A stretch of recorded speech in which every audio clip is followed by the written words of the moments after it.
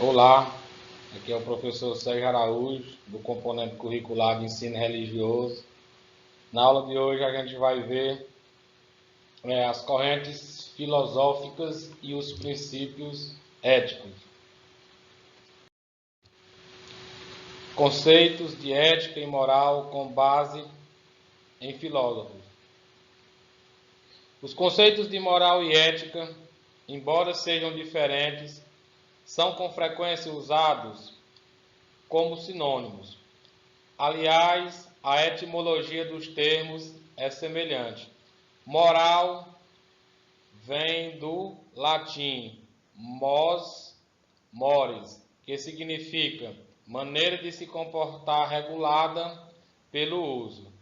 Daí costume, e de moralis, morale, adjetivo usado para indicar o que é relativo aos costumes.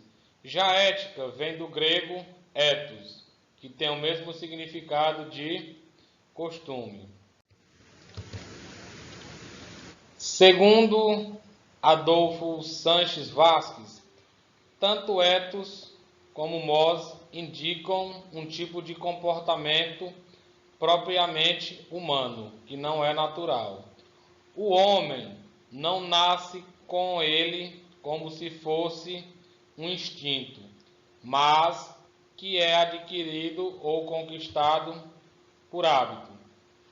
Lembrando a afirmação de filósofos como Aristóteles, para o qual o homem é um animal por natureza social, político, e Thomas Morus, que afirma que nenhum homem é uma ilha. Podemos afirmar que a moral tem um papel social. Bom, pessoal, afinal, moral é o conjunto de regras que determinam como deve ser o comportamento dos indivíduos em um grupo. Mas, ademais, é preciso ressaltar que ela também está relacionada com a livre e consciente aceitação das normas. Dessa forma, o homem ocupa um papel ambíguo de herdeiro e criador de cultura, só conseguindo ter uma vida autenticamente moral quando, a partir da moral herdada, é capaz de propor uma moral forjada em suas experiências de vida. Já a ética é a parte da filosofia que se ocupa com a reflexão a respeito das noções e princípios que fundamentam a vida moral.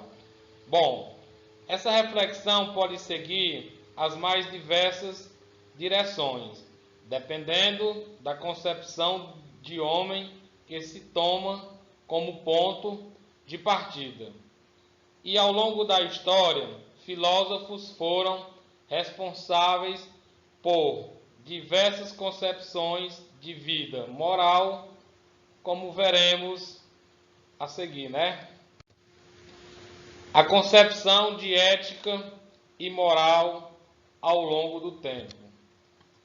No período clássico da filosofia grega, os sofistas rejeitam a tradição mítica, ao considerar que os princípios morais resultam de convenções humanas. Embora na mesma linha de oposição aos fundamentos religiosos, Sócrates se contrapõe aos sofistas, ao buscar aqueles princípios não nas convenções, mas na natureza, o que se aprende em inúmeros diálogos de Platão, nos quais são descritas as discussões socráticas a respeito das virtudes e da natureza do bem. Resulta daí a convicção de que a virtude se identifica com a sabedoria e o vício com a ignorância. Portanto, a virtude não pode ser aprendida. Platão, como Sócrates, combate o relativismo moral dos sofistas. Sócrates estava convencido que os conceitos morais se podiam estabelecer racionalmente, mediante definições rigorosas. Estas definições seriam depois assumidas como valores morais de validade universal. Platão atribui a estes conceitos ético-políticos o status de ideias, justiça, bondade, bem, beleza, etc., pressupondo que os mesmos são eternos e estão inscritos na alma de todos os homens.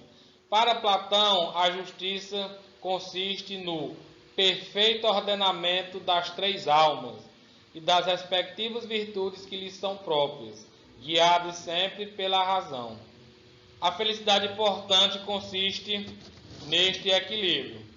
Bom, pessoal, herdeiro do pensamento de Platão, Aristóteles aprofunda a discussão a respeito das questões éticas, mas para ele o homem busca a felicidade que consiste na vida teórica e contemplativa, cuja plena realização coincide com o desenvolvimento da racionalidade.